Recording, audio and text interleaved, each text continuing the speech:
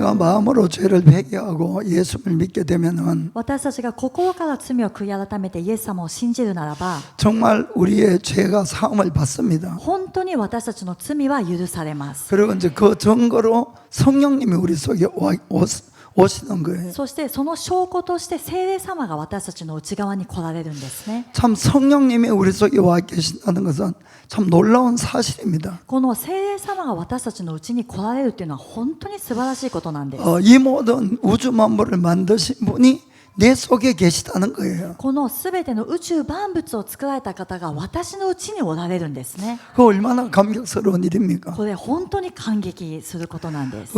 그리고 성경에는 예수를 믿음으로 우리가 하나님의 자녀가 되는 특권을 얻었다 이렇게 말씀을 합니다. また聖書を見るとイエス様を信じることによって私たちが神の子供とされる特権を得たと書いてあるんです。 우리가 사람으로 태어났는데 私たちは人間として生まれて 하나님의 자녀가 되는 것만큼 큰 복은 없을 겁니다. それなのに神の子供になるというこれほど大きな祝福はないと思います。 그리고 주님께서 약속하시기를 나를 믿는 자는 내가 하는 것도 너희가 할 것이다 라고 말씀한 겁니다. またイエス様は私を信じる者は私が行う技も行うと約束してくださった 그냥 んです。 말만 하나님의 자녀가 아니고 ただ言葉だけで神の子供とされたんじゃなくて 우리가 모든 사역까지도 우리 예수님처럼 할 수 있다고 약속을 하신 겁니다. 私たちのすべての働きもイエス様のようにこの御業を行うことができると言わ 자, れたんです。 요한복음 14장 12절 보겠습니다. ヨハネの14章12節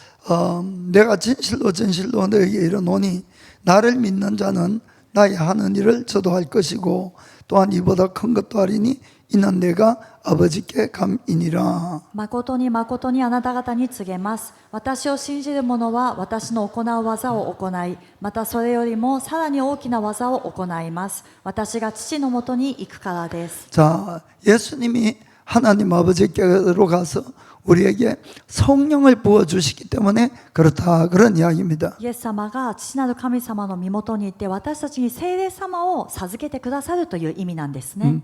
소리대 그 예수님이 받으신 성령님, 우리가 받으신 성령님, 또 동일한 성령님이니까 같은 일을 할 수 있다 이 말씀입니다. だからイエス様がお受けになった聖霊様、また私たちが受けた聖霊様、同じ聖霊様なので同じ御業を行うことができるというわけであります。アメン。 그런데 이게 이제 성경적으로는 사실입니다. じゃあ聖書的にはこれは真実です。 그런데 실제로 우리가 하나님의 자녀가 되고 성령님 우리 속에 계시지만은 で実際に私たちが神の子供となって聖霊様は私たちのうちにおられるんですけれども、 왜 하나님의 능력을 행하는 사람은 아주 적을까 하는 이야기입니다. なぜ神様の御業を行うことができる人はごく少数なのか。 예수님이 받으신 성령님, 우리가 받은 성령님, 동일한 성령님이신데 イエス様がお受けになった聖霊様、私たちが受けた聖霊様、同じ聖霊様なの 왜 で、 성령님의 능력이 아주 일부분의 사람에게만 나타날까 하는 이야기입니다. なぜ聖霊様の御業がこのごく一部の人にしか現れないのかということなんです。 그 모든 문제는 우리 혼에 있다는 걸 아시기 바랍니다. そのすべての問題は私たちの魂の部分にあるということを覚えてく 우리의 ださい。 마음이라고도 할 수가 있습니다. それは私たちの心だと言えま 그 す。 마음이라 표현을 하게 でこれからは心というふうに表現します。 지난번에도 말씀은 드렸습니다만은 前回もお話ししましたけれども、 우리가 예수를 믿고 우리가 변화가 되는 것은 우리의 영이 변하는 겁니다. 私たちがイエス様を信じて変わる部分というのは私たちの霊が変わります。 우리의 영 속에 죄사함을 받기 때문에 우리의 영 속에 정말 하나님의 성령이 오시는 거예요. 私たちが罪の許しを受けたので、私たちの霊の中に本当に神の霊が宿ってくださるんです。 그러나 이 성령님이 일을 하시기 위해서는 しかしこの聖霊様が働かれるためには 언제나 우리의 마음을 통해서 육신으로 나타난다 이런 이야기입니다. 常に私たちの心を通して外に現れてくるということなんです。 그런데 우리가 예수님을 믿고 난 다음에도 しかし私たちがイエス様を信じた後にも 우리의 마음이나 육신은 전혀 변한 것은 없습니다. 私たちの心や私たちの体というのは全く変わっていないんですね。 그렇기 때문에 우리의 마음이 하나님이 원하는 뜻으로 변화가 돼야만이 성령님이 나오실 수가 있는 거예요. だから私たちの心が神様が望まれるその御心と一致する変わっていくときに聖霊様が働かれて現れることができるようになります。 그래서 언제나 성령님은 우리 그 마음에 갇혀 마음 안에 영이 있고 그 영은 마음을 통해서 나온다는 걸 꼭 아시길 바랍니다. ですからいつも聖霊様は私たちの心の中に、 霊の 霊の中 中におられて、そしていつもこの霊というのは魂、心を通して現れるということを覚えてください。 그래서 우리 마음에는 자유의지가 있기 때문에 私たちの心には自由意志があるんです。 그 자유의지, 즉 나의 소원이나 나의 원하는 것들이 だからその自由意志、私がやりたいこと、私の願っていることが 그것이 하나님의 뜻과 일치가 되면은 성령님은 마음껏 우리를 통해서 일을 할 수가 있습니다. それが神様の御心と一致するならば、聖霊様はもう思う存分私たちの心を通して働かれます。 그러나 그 마음이 성령님과 맞지 않으면은 성령님이 일을 할 수가 없는 し 것이. かしその心が聖霊様と一致しないならば、聖霊様は私たちの心を通して働かれることができません。 성령님은 인격자시기 때문에 聖霊様は人格を持っておられる方です。 우리의 마음을 무시하고는 일을 하지 않습니다. だから私たちの心を無視して勝手に働かれるということはありません。 그래서 우리의 마음이 늘 하나님의 마음에 맞게끔 맞추어 가야 되는 것이. ですから私たちの心をいつも神様の御心と合うように一致させるように合わせていかなくてはなりません。 그래서 성령님이 역사하는 것을 가장 방해하는 것은 사실 전부 다 우리의 마음가짐이 방해를 하는 겁니다. ですから聖霊様が働かれるのを最も邪魔しているのは結局自分の心構えだということになります。 많은 크리스천들이 예수를 믿고 난 다음에도 多くのクリスチャンがイエス様を信じた後にも 이제 교회를 다니고 성경 말씀을 읽고 설교를 들으니까 こう教会に通ってメッセージを聞いたり、そして御言葉を読んだりするから、 하나님이 원하는 뜻은 무엇이란 걸 대충은 압니다. だいたい神様が求めておられることは何なのかということは分かってくるんです。 그래서 입술로는 하나님의 뜻이 이루어지기 원한다고 고백을 하는데 だから唇では神様の御心が成し遂げられるようにと告白しますけれども、 그러나 정작 자기 마음의 아주 깊은 곳의 소원은 しかしいまだに自分の心の一番深い一番の願いは 옛날하고 변한 사람이 별로 없다 이러는 거예요. 以前と変わらない人がたくさんいるということなんです。 역시 세상 돈이 좋고 やっぱりこの世の金が一番だ。 또 출세하고 성공하고 そして出世したい、成功したい。 또 기회가 되면 적당하게 또 육신의 것도 즐기고 싶고 また機会があるならば、適当に、適度にですね、肉体のその快楽も求めたい。 성령님은 우리를 통해서 우리 예수님을 증거하고 어쨌든 사람들을 영생으로 이끌기를 원하는 겁니다. 聖霊様は私たちをですね、このどうにかして聖霊様によって永遠の命を述べ伝えて人々をこう救いに導こうとされるんですね。 그런데 이제 우리가 성령님의 능력을 구하는 것도 私たちが聖霊様の力を求めるのも 결국 성령님의 능력을 통해서 내가 높아지고 내가 존경받고 내가 가는 것이 있기 때문에 성령님이 일을 안 하시는 거예요. 結局聖霊様の力を受けて自分が少しでも高くなりたい、少しでも有名になりたい、少しでもいい人、目立つ人になりたいっていう思いがあるから聖霊様が働かれないんです。 그래서 무엇보다도 우리가 바꿔야 될 것은 내 마음을 하나님의 말씀에 일치되게끔 정말 마음 깊은 곳에서 바꿔가지 않으면 안 된다 이런 이야기입니다. ですから何よりも私たちが変えていかなくてはならない部分は私たちの心の深いところから神様の御言葉、神様の御心と一致させるように私たちが合わせていかなくてはならないというところなんです。アメン。 그런데 내 마음을 바꿔주는 것은 하나님이 바꿔주는 것이 아니고 でも私たちの心を変えてくれるのは神様が変えてくださるのではなくて 나에게 준 자유의지이기 때문에 私に与えられた自由意志があるんです。 내가 이걸 바꿔야 된다는 거예요. だから自分が変えなくてはなりません。 그래서 내 마음이 하나님의 뜻에 가까워지면 가까워질수록 성령님도 그만큼 일을 할 수가 있는 겁니다. だから自分の心が神様の御心に近くなればなるほど、聖霊様もそれに応じて働いてくださるようになります。 그래 역대하 16장 9절 전반부에 이렇게 돼 있어요. 第二歴代史の16章9節 여호와의 눈은 온 땅을 두루 감찰하사 전심으로 자기에게 향하는 자를 위하여 능력을 베푸시나니. 前の部分だけ見ますね。主はその御目をもってあまねく全地を見渡し、その心がご自分と全く一つになっている人々に道からを表してくださるのです。 아멘. アメン。 그래서 하나님과 내 마음을 맞추는 것이 그것이 가장 큰 성령님이 일할 수 있는 비결이라는 겁니다. だから神様の御心と自分の心を合わせていくのが、これが一番聖霊様が働かれるその秘訣というふうに言うことができます。 예수님이 이 땅에 오신 가장 큰 목적은 イエス様がこの地上に来られた最も大きな目的 물론 は、 우리의 죄를 사하시고 영생으로 인도하는 겁니다. もちろん私たちの罪を許して永遠の命に導くことです。 그러나 그것만이 아니고 또 하나가 있습니다. しかしそれだけではなくてもう一つあるんです。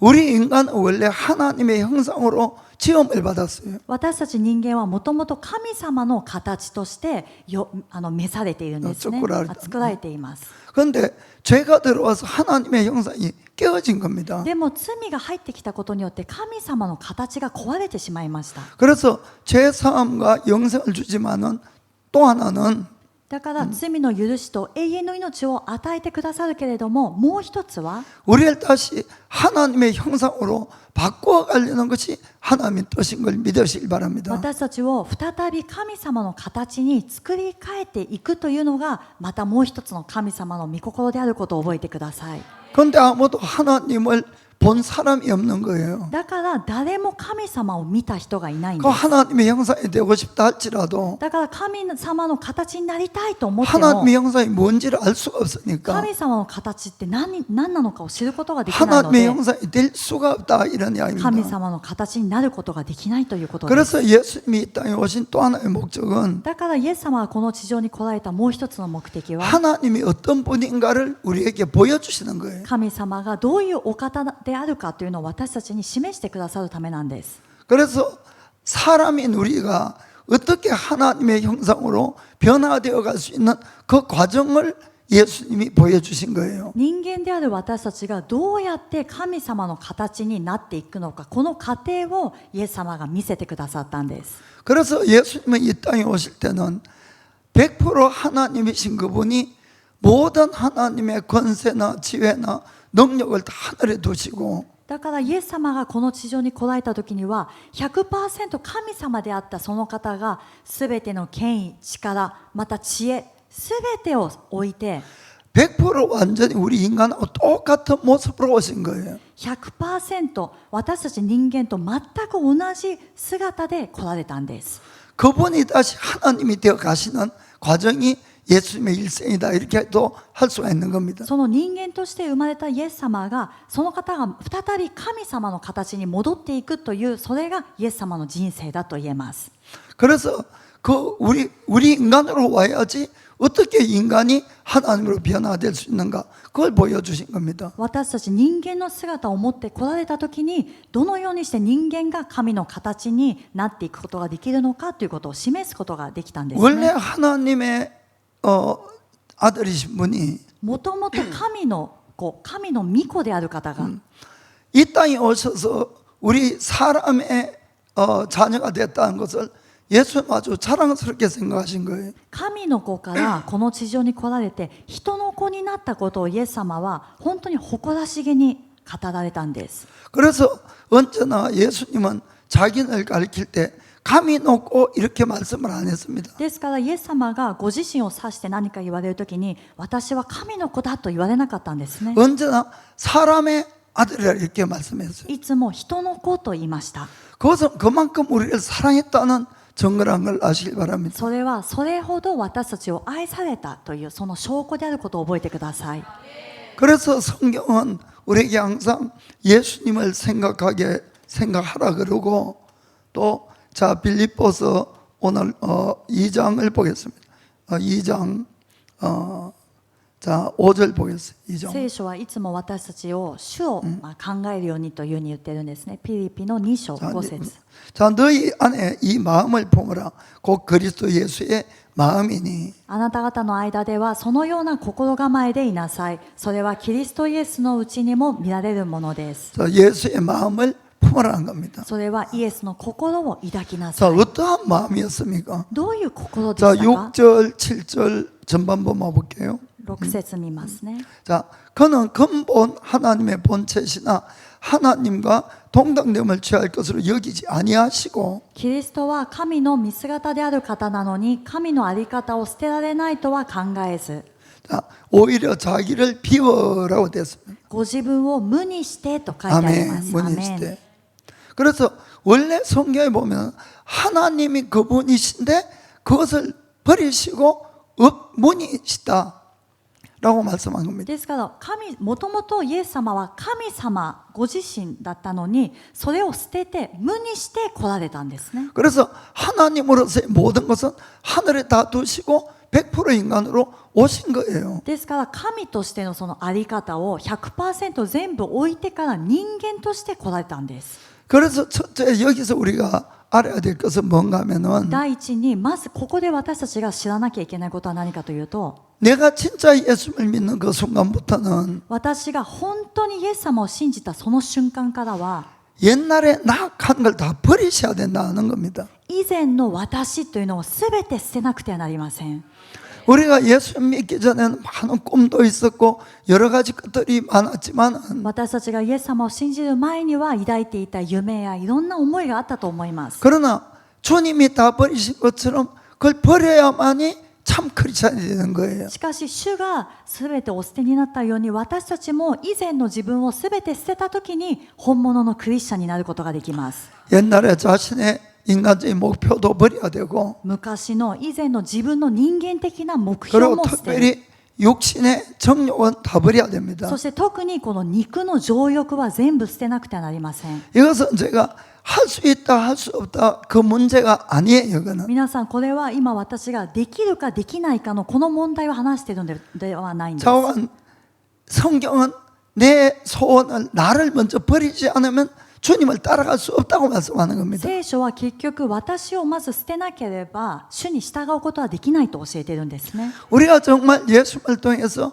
제사함을 받고 영생이 있는 게 믿어진다면은 私たちが本当にイエス様を信じて罪が許されて永遠の命があるということが信じられるならば 여러분 옛날 것을 붙들으면은 천국을 못 간다 이런 이야기입니다. 皆さんそれでも昔のものを掴んでいるならば天国に入れないということなんです。 그 예수님이 누가복음 9장 23절에 イエス様はルカの9章23節 자 누구든지 아무든지 나를 따라오려거든 자기를 부인하고 날마다 제 십자가를 지고 나를 쫓을 것이니라. イエスは皆の者に言われた。誰でも私についてきたいと思うなら自分を捨て日々自分の十字架を追いそして私についてきなさい。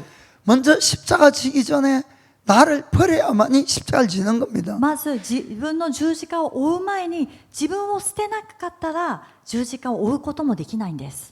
자 그리고 예수님은 30살쯤 되어서 이제 세례를 받는데 그때부터 공적인 하다락기를 하시죠. イエス様が30歳くらいでこう洗礼公のその洗礼を受けるんですけどもそれからその公の働きというのが始まります。 그런데 이 공적인 하다락 일을 하기 전에 먼저 세례를 받습니다. この公の働きが始まる前にまず洗礼をお受けになります。 자, 그 장면을 조금 보겠습니다. その場面をちょっと見てみま 자, すね。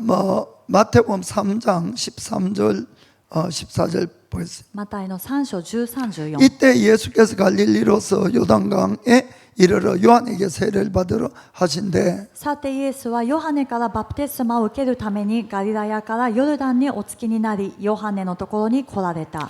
요한이 말려가로되 내가 당신에게 세례를 받아야 할 터인데 당신이 내게로 오시나이까. しかしヨハネはイエスにそうさせまいとして言った。私こそあなたからバプテスマを受けるはずですのにあなたが私のところにおいでになるのですか。 자, 요한은 왜 이런 이야기를 했을까요? ヨハネはなぜこう言ったでしょうか。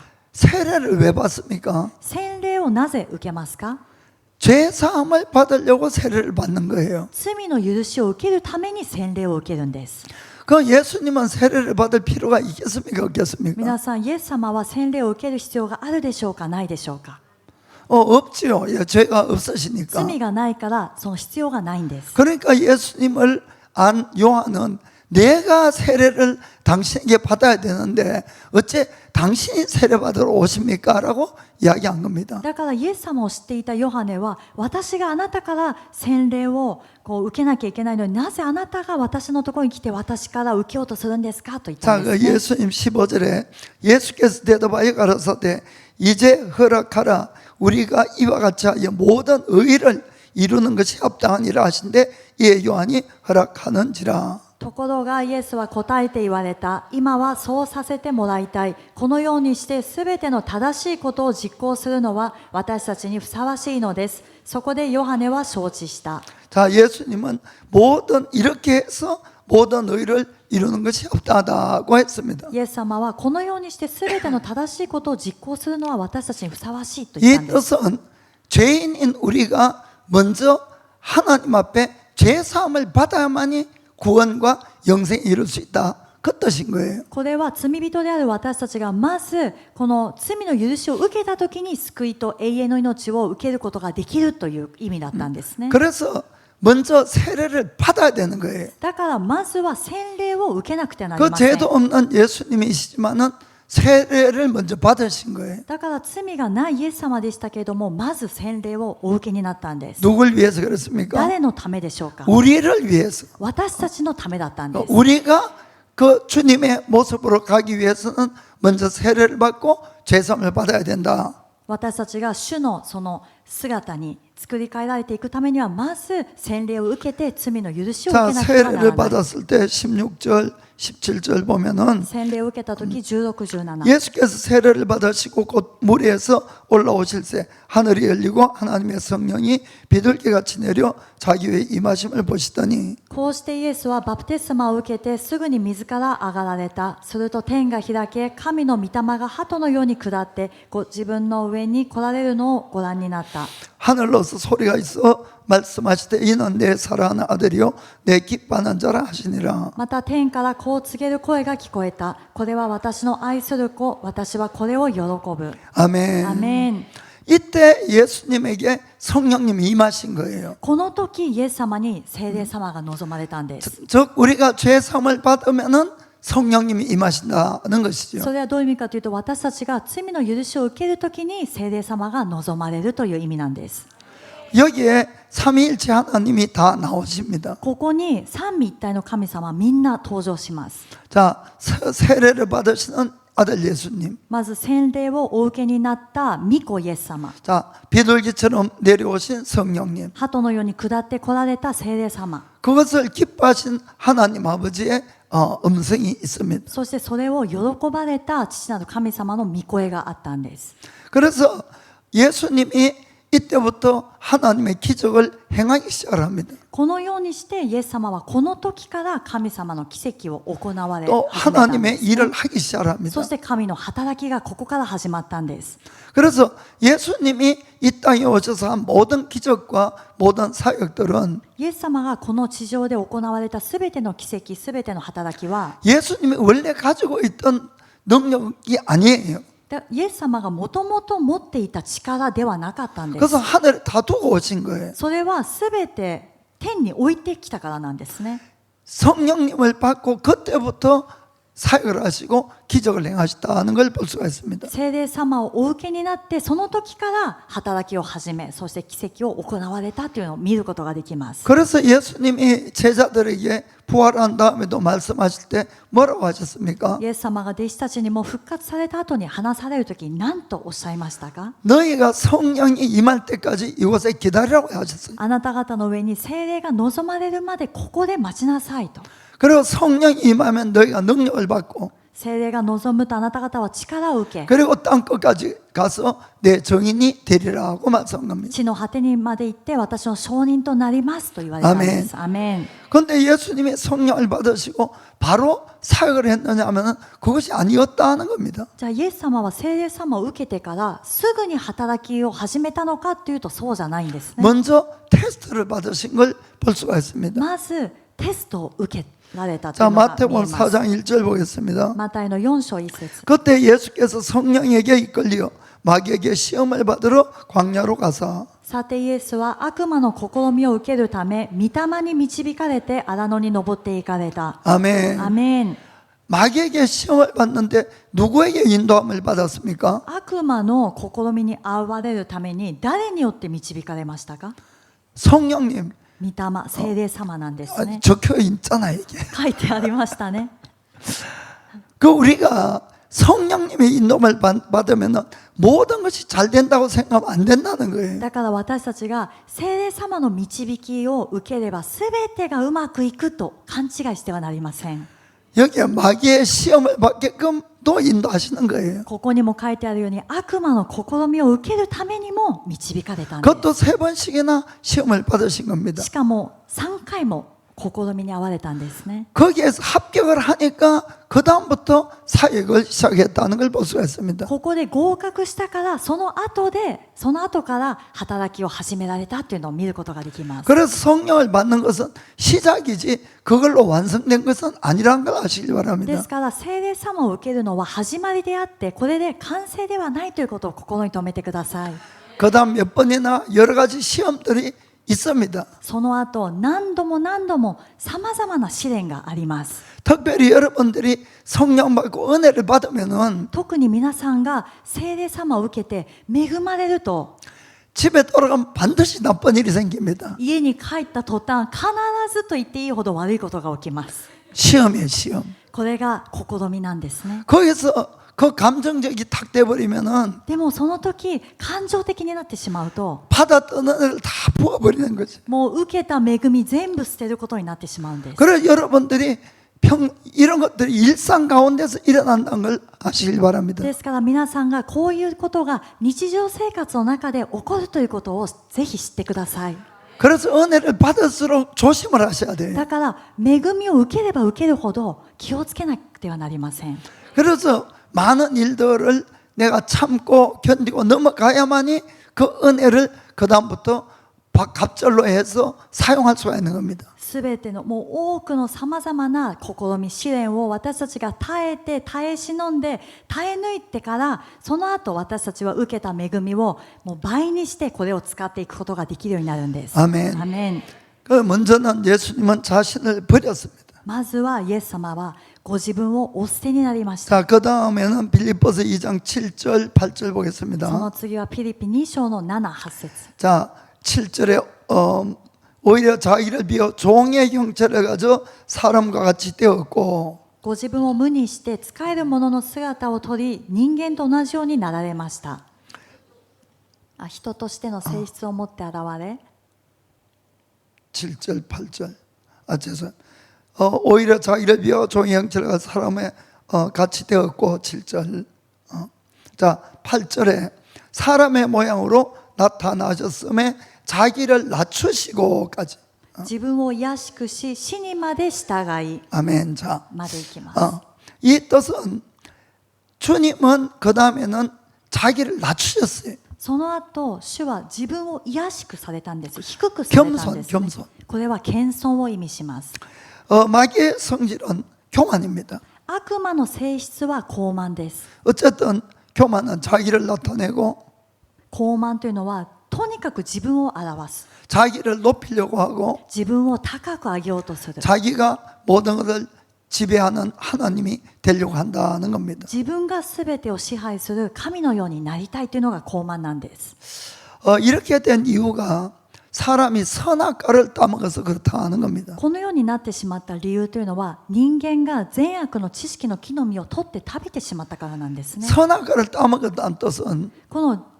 善悪の実を食べてしまったというのは 모든 선악의 기준을 판단을 내가 한다 그 뜻이에요. すべての善悪の基準の判断を自分がするということなんです。 그러니까 자기는 항상 옳은 거예요. だから自分はいつも正しい。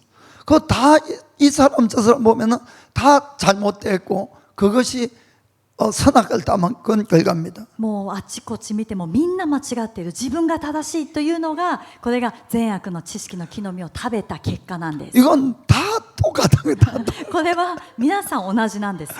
예외가 없이 모든 사람이 자기는 맞는데 남은 다 틀린 것 같다는 거. これは例外がなくて全ての人が自分が正しい、相手が間違っていると思うんです。 그러니까 항상 남을 판단하고 정죄하고 싸움이 끊어지지 않는 거예요. だからいつも相手を非難したり裁いたりまた争いというのが絶えません。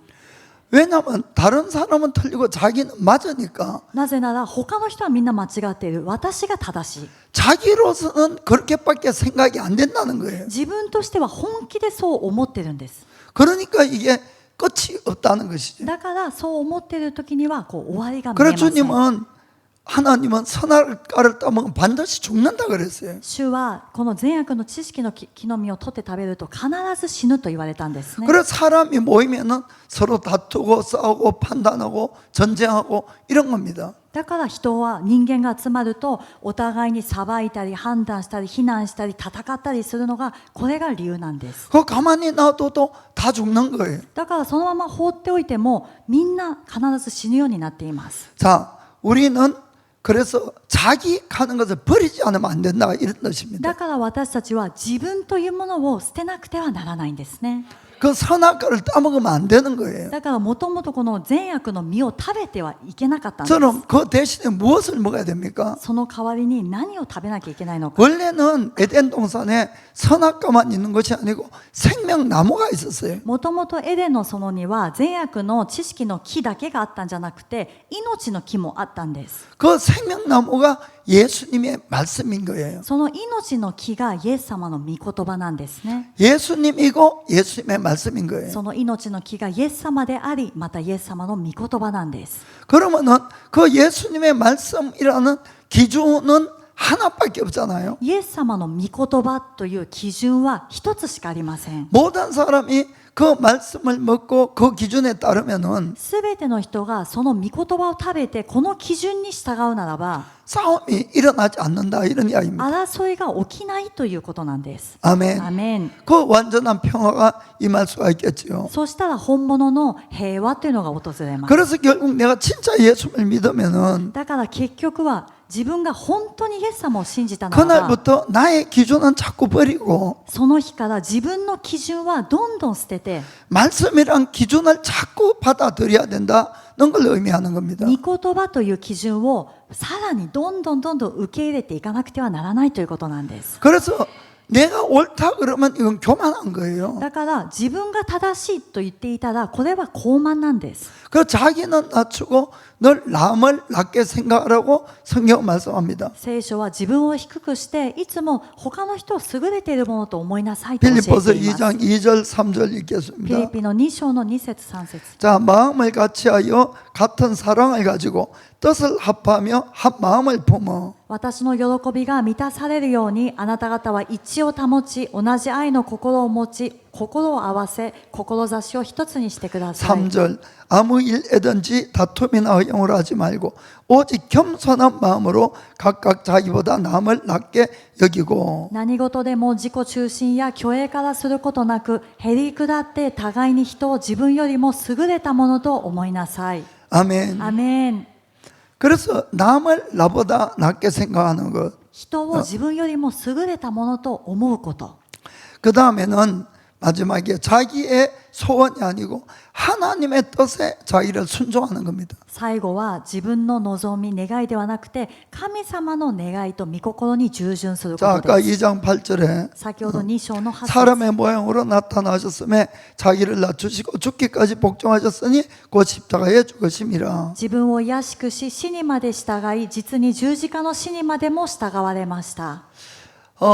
사람을 구원하기 위해서는 예수님이 대신 피를 흘렸었어야 됩니다. 人間を救うためにイエス様は代わりに血を流さなくてはなりませんでした。 그런데 이 계획은 예수님의 계획이 아니고 하나님 아버지의 계획이었어요. しかしこの計画はイエス様の計画ではなくて父なる神様のご計画だったんです。 예수님은 마지막 겟세마네 동산에서 イエス様は最後のゲッセマネの園で 앞으로 져야 될 십자가가 너무나 무거웠어요. 今から背負うべき十字架があまりにも重かったんです。 그 정말 간절하게 기도를 하십니다. そして本当に切実に祈った 자, んです、ね。 마가복음 14장 36절 보면은 マルコの 주 연소노 산주로 가라사대 아바 아버지 아버지께서는 모든 것이 가능하오니 이 잔을 내게서 옮기시옵소서. 그러나 나의 원대로 마옵시고 아버지의 원대로 앞서서 하시고. またこう言われた。アバ父よ、あなたにおできにならないことはありません。どうぞこの杯を私から取り除けてください。しかし私の願うことではなく、あなたの御心のままをなさってください。 아멘. アメン。 하나님 아버지는 모든 것을 하실 수가 있어요. 父なる神様はすべてのことをおできになる方なんです。 그 예수님의 뜻은 이 잔을 마시지 않고 십자가의 죽음을 통하지 않고 인륜을 구원할 수 있으면 그 길로 좀 해주시기를 바란 거예요. だからイエス様の願いはこの杯を飲まずに十字架の死を通さなくても人類を救うことができる道があるならばその方法でやってくださいというのがイエス様の願いだったんです。 그러나 하나님 아버지께서 이 잔을 마시길 원하면 그 뜻을 따르겠다는 거죠. それでも父なる神様がこの杯を飲むことを望んでおられるならばあなたの御心に従いますというのがイエス様だったんです。アメン。 참 이거는 보통 쉬운 일이 아닌 겁니다. これは簡単なことではありません。 그러니까 주님도 이 문제를 이기려고 땀이 핏방울이 떨어지듯이 기도를 그렇게 하신 거예요. だからイエス様もこの問題に打ち勝つためにもう汗がですね血の雫のように落ちるほど一生懸命祈られたんです。 그래서 성령님이 우리 속에서 자유롭게 일을 하시기 위해서 가장 중요한 부분은 聖霊様が私たちの内側で自由に働かれるために最も重要な部分は 나의 이 마음의 뜻을 하나님의 뜻하고 맞춰야 된다는 겁니다. 私の心の願いを神様の願いと合わせることなんです。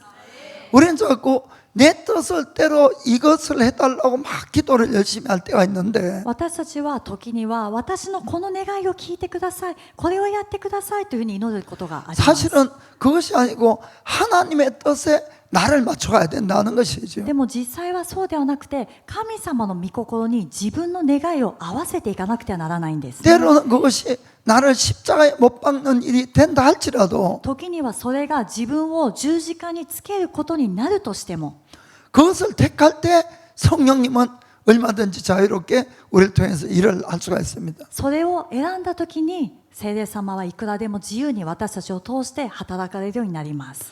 사실 우리가 성경을 읽어보면은 私たちが聖書を読んでみると 예수님은 하나님 아버지 뜻에 철저하게 순종한 걸 볼 수가 있습니다. イエス様は父なる神様の御心に徹底的に従順した姿を見ることができます。 자, 몇 가지만 보겠어요. いくつかを見ていきます。 요한복음 5장 30절.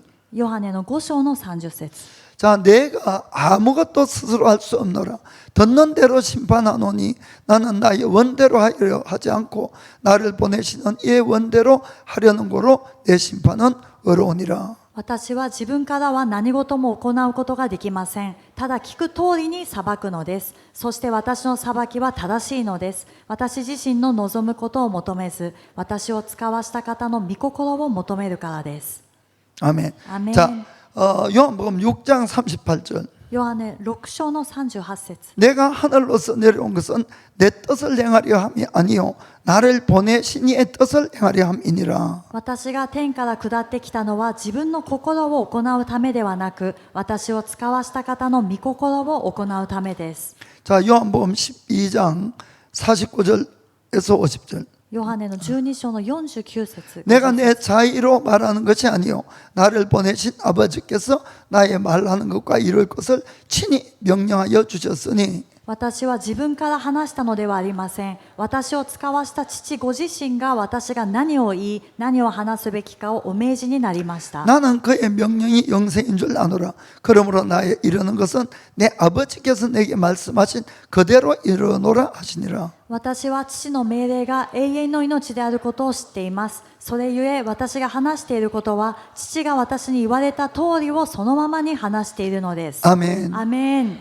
지금 본 것처럼 예수님은 말하는 것 자체도 자기 마음대로 하지 않았다는 거예요. この今ここで見たように、イエス様は話すこと自体も自分が願って何かを話したってことはないんですね。 다 아버지께 들은 것을 말씀했다는 것이죠. すべて父なる神様から聞いたことをそのまま話したと書いてあります。 그리고 행하는 모든 것도 그렇게 하셨다고 말씀하는 겁니다. そして行われたすべてのこともそのようにされたと書いてあります。 이것이 성령님이 우리를 통해서 일하는 비결인 걸 믿으시기 바랍니다. これが聖霊様が私たちを通して働かれる秘訣であることを信じてください。 그래서 우리의 마음을 철저하게 하나님의 말씀에 순종시키는 거예요. だから私たちの心を徹底的に神様の御言葉に従順させることなんです。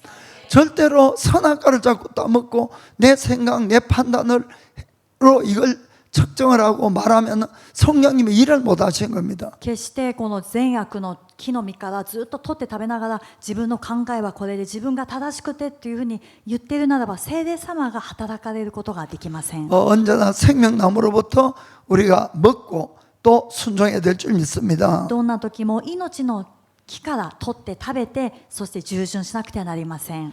이 삼위일체 하나님은 이 각각 인격을 다 세 분이 가지고 계십니다. 三位一体の神様はそのお一方お一方みんな人格を持っておられるんですね。 그리고 자기의 의견들도 다 가지고 계세요. そして神様、三位一体の神様はそのご自分の意見というものも持っておられます。 그럼에도 불구하고 언제나 일치하셨어요. それにもかかわらずいつも一致していたんです。 자, 그럼 그 비결은 무엇에 있습니까? その秘訣は何でしょうか。 지금 아들 예수님의 것을 봤지만은 今御子イエス様のシチュエーションを見ましたけれども、 언제나 하나님 아버지의 의견을 그대로 자기 의견으로 받아서 행한 것이에요. どんな時にも父なる神様の意見を自分の意見としてそのまま受け入れたんです。 자, 그럼 성령님은 어떻게 하시냐? そしたら聖霊様はどうされ 자, るのか。 요한복음 16장 13절부터 15절까지. ヨハネの16章の13から読んでいきます。 그러나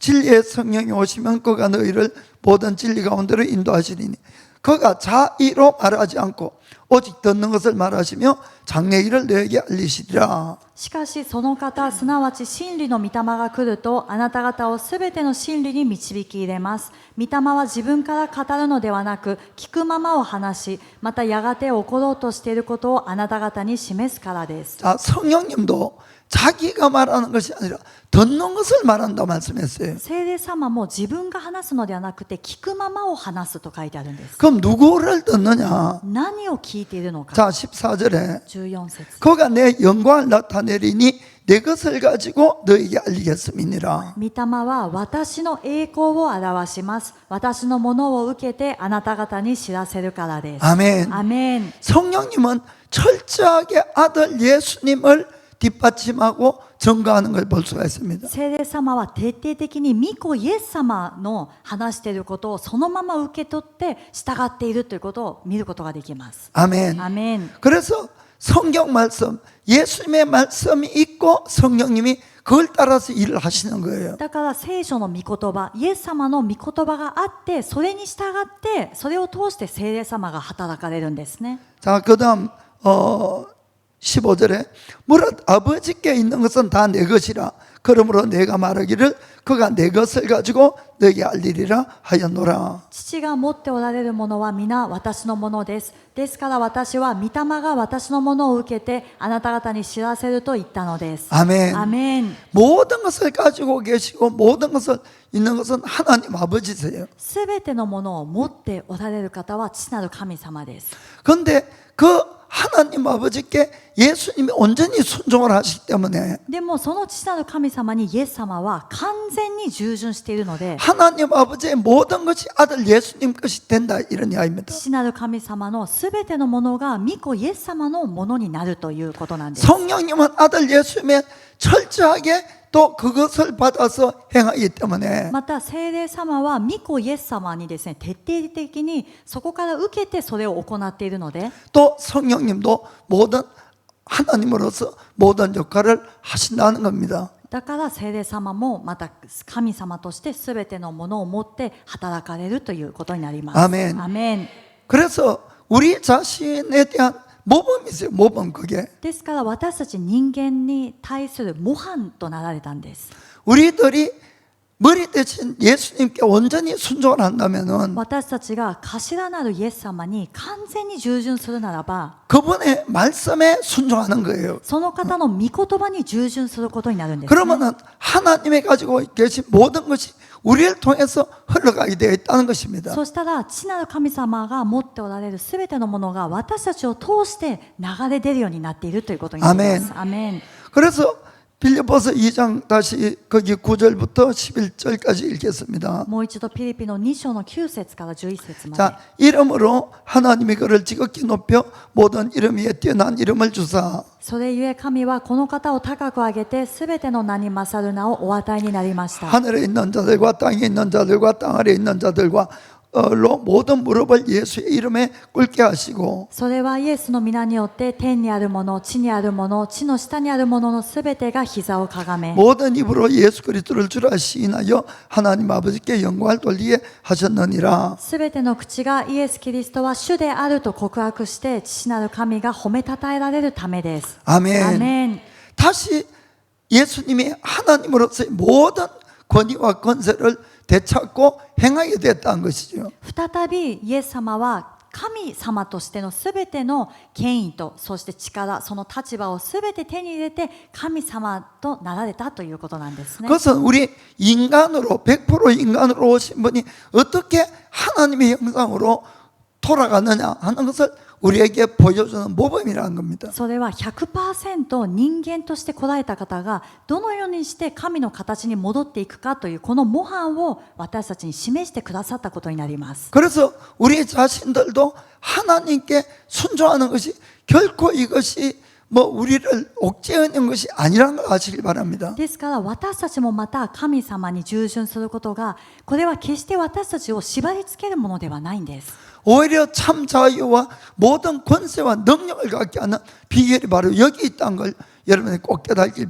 바랍니다. むしろそこには本物の自由とそして神様のすべての力と権威が与えられるというそれを受ける秘訣がここにあることを信じてください。